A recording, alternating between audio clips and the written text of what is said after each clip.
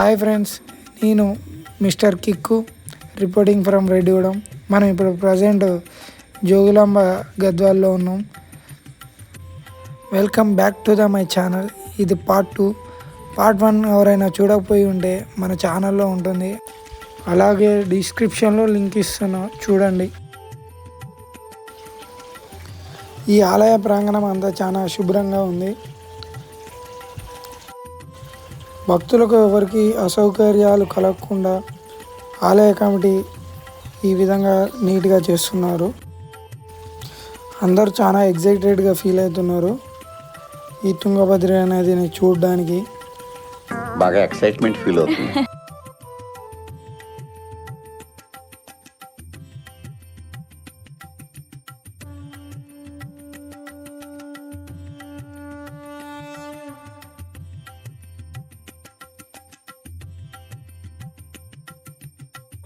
ఇక్కడ అమ్మవారి ఊరేగింపు నిమిత్తం మనకు హంసవాహనం కూడా కనిపిస్తుంది. ఇక్కడ అమ్మవారిని నిమజ్జనం చేయడానికి మనకు తెప్పలో తీసుకుపోతున్నారు. ఈ అమ్మవారి బ్రహ్మోత్సవాలు ఆల్రెడీ ముగిసినవి.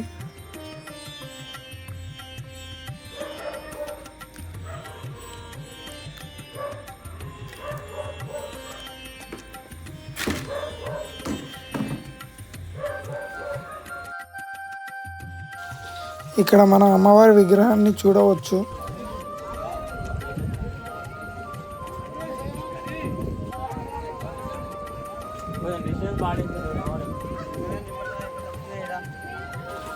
అమ్మవారి కిరీటంలో మనం బల్లి, తేలు, గబ్బిలం మరియు పుర్రెల్ని చూడవచ్చు. ఇవి మరణానికి సంకేతాలుగా భావిస్తారు.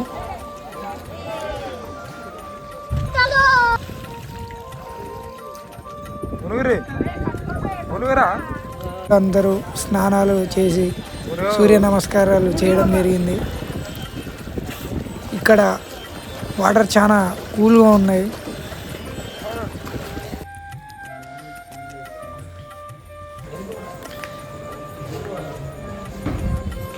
అమ్మవారి ఆలయం ఎంట్రన్స్ ఇది. గుడి గోపురం. అమ్మవారి ఆలయంలో చాలా విశాలంగా అందంగా ఉంది. అమ్మవారి ఆలయంలో ఫోటోలు వీడియోలు తీయడం నిషేధం కాబట్టి మనం ఇక్కడి నుంచి ఫోన్ ఆపడం జరుగుతుంది. చూడండి, చాలా విశాలంగా ఉంది అమ్మవారి ఆలయం గజస్తంభం ప్రాంగణంలో.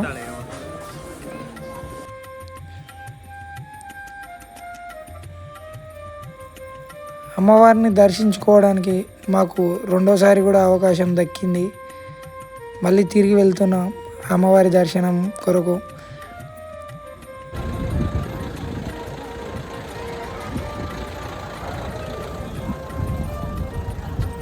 ఉచిత దర్శనానికి వెళ్ళే దారి ముందే మనకు కొబ్బరికాయలు అమ్మడం జరుగుతుంది.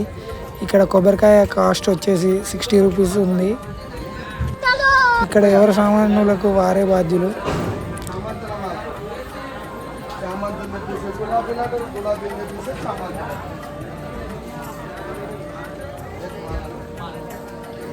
అమ్మవారి దర్శనం రెండోసారి చేసుకోవడం మా అదృష్టంగా భావిస్తున్నాం.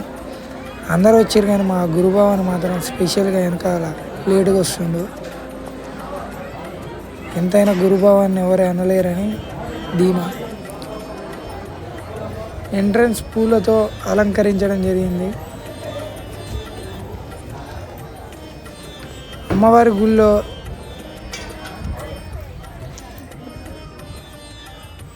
గుడి లోపల పిల్లర్స్ అన్నిటికీ మన అష్టాదశ శక్తి పీఠాలు, అమ్మవారి అవతారాలు, రూపాలు ఉన్న స్థలాలు అక్కడ పిల్లర్కు ఉండడం జరుగుతుంది. శక్తి సినిమాలో చూసిన విధంగానే పిల్లర్లకు అష్టాదశ శక్తి పీఠాలు ఉన్నాయి. మాల విరమణ కొరకు మేము ఇక్కడ లెఫ్ట్ సైడ్లో ఒక గది ఉంది, ఆ గదిలోకి వెళ్ళడం జరిగింది.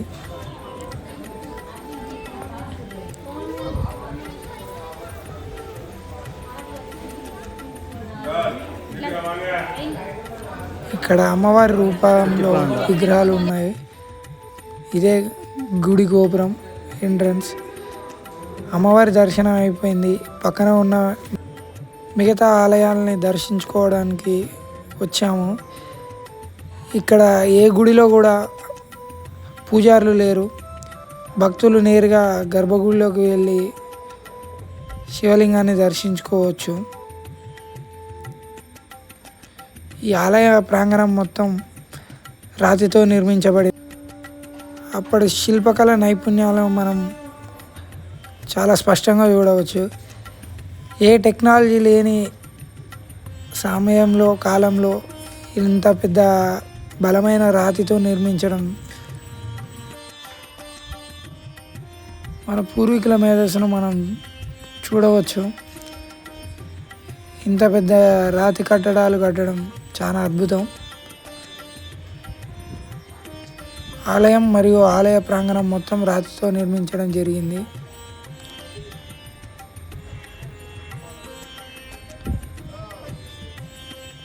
ఇక్కడ కొన్ని ఆలయాలు మరియు ఆలయ ప్రాంగణంలో ప్రాకారాలన్నీ కూల్చడం జరిగింది.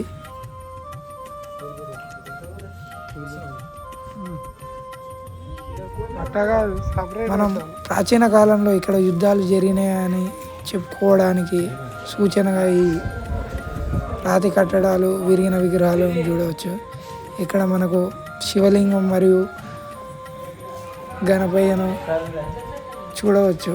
ఈ ముందట కంచి కామాక్షి అమ్మవారు ఉన్నారు. ఇక్కడ ఫోటోలు వీడియోలు తీయడం నిషేధమని మనం తీయడం లేదు. ఈ ఆలయ ప్రాంగణం మొత్తం పూర్వకాలంలోని వ్యాపార వర్తక సంఘాల గదులు లెక్క కనిపిస్తున్నాయి. అంటే ఇప్పటి మార్కెట్ల లెక్క. ఇందులో చిన్న చిన్న శివలింగాలు ఉన్నాయి. ఈ శివలింగాలు మొత్తం రాగితో తయారు చేసిన విధంగా కనిపిస్తున్నాయి. ఇక్కడ మనం చాలా శివలింగాలని చూడవచ్చు.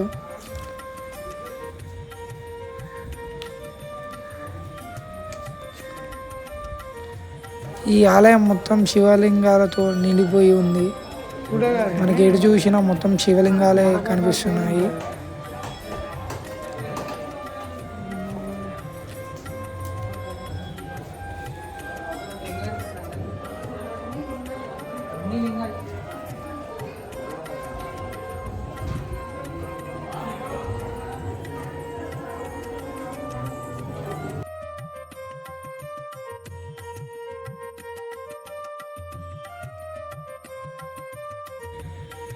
మా భవాని ఆకలికి తట్టుకోలేక కొబ్బరి చిప్పను ఆరగించడం మొదలుపెట్టిండు. ఈ ఆలయం చాలా అద్భుతంగా ఉంది.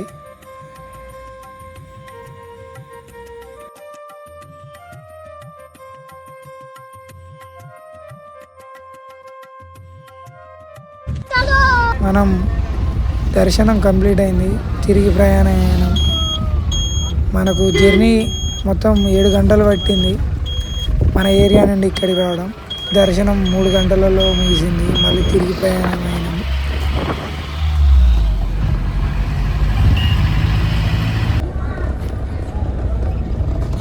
అమ్మవారి దర్శనం రావడం మేము చేసుకున్న అదృష్టంగా భావిస్తున్నాం.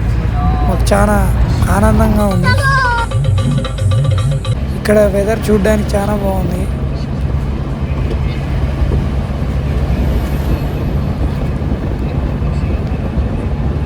మన తెలంగాణ వాళ్ళు ఎవరైనా ఈ వీడియో చూస్తున్నట్లయితే జోగులాంబ వెళ్ళండి.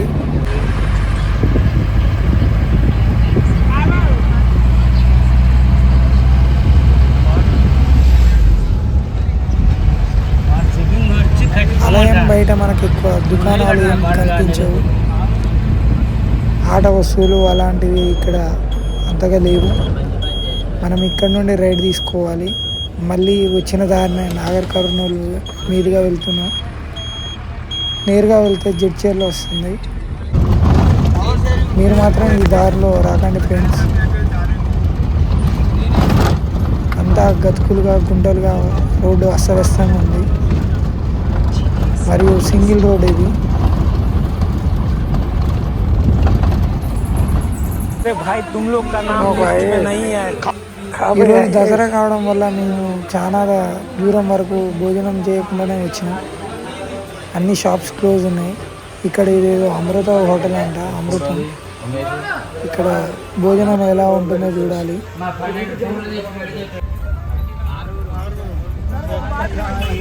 హోటల్లో భోజనం చేసినాం కానీ మాకు అంత తృప్తిని ఇవ్వలేదు.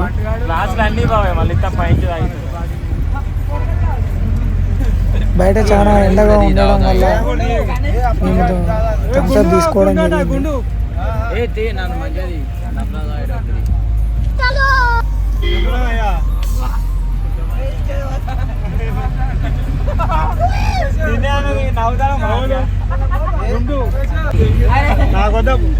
మళ్ళీ మూత పెడతాడు సేటు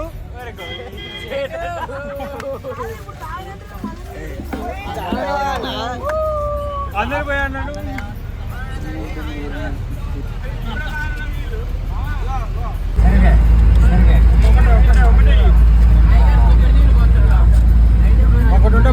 మావాడు అయితే కిందిలో ముందుంటాడు. చూడు ఎట్ట తాగుతుందో.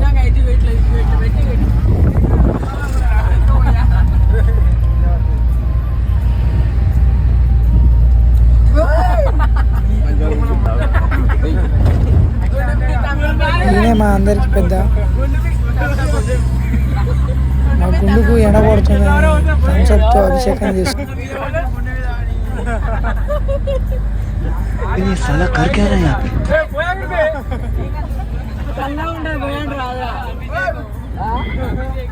సేమ్ పండుగ లెక్క.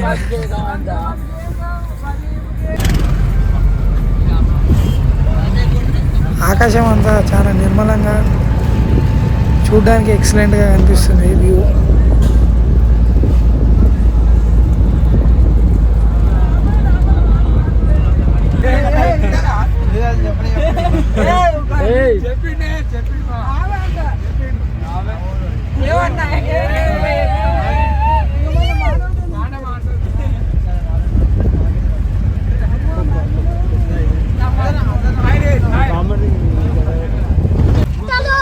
డ్రైవర్ మాత్రం అస్సలు నిద్రపోనియట్లేడు.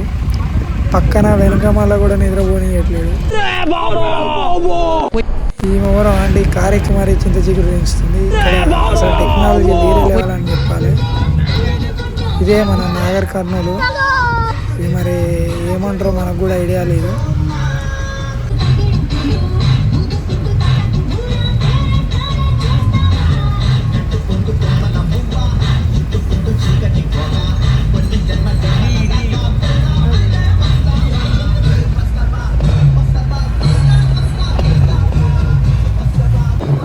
ఈ కటమించే మనం వెళ్ళినాము. ఈ చెరువు నిండితే మాత్రం వెహికల్స్ వెళ్ళడానికి లేదు. నాతో మా డ్రైవర్ చెప్పడం జరిగింది ఇక్కడ మళ్ళీ కొత్తగా రోడ్డు వేస్తుండ్రు.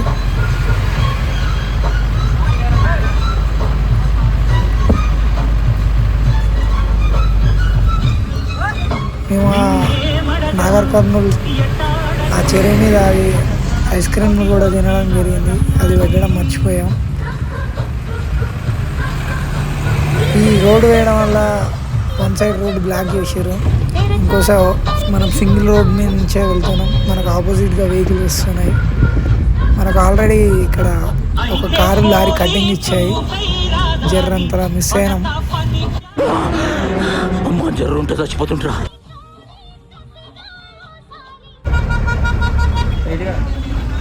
ఈ ఆలయం చూడడానికి చాలా బాగుంది. దారిలో ఉన్న కొండమల్లపల్లిలో ఉంది. ఈ ఆలయంలో కూడా వెళ్ళి దర్శించుకోవడం జరిగింది. ఇక్కడ మా ఫ్రెండ్స్ అందరూ అయ్యప్ప ఆలయం 18 మెట్లు ఉండడం వల్ల అందరూ మోకాల మీద ఎక్కడం జరిగింది. మా ఇంకో గురుభవాని మోకాలు నొప్పులు ఉన్నాయని ఎక్కడం లేదు.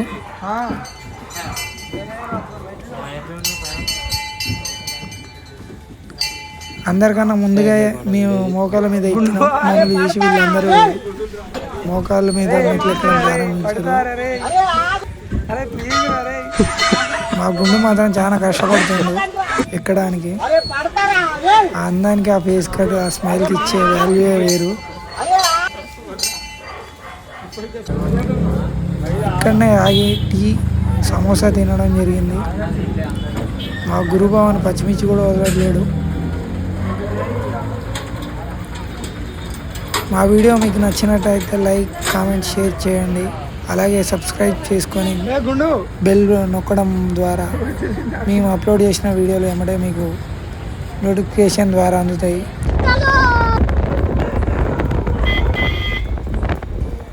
ఇలాంటి మరెన్నో వీడియోలు మేము ముందుకు తీసుకొస్తాం.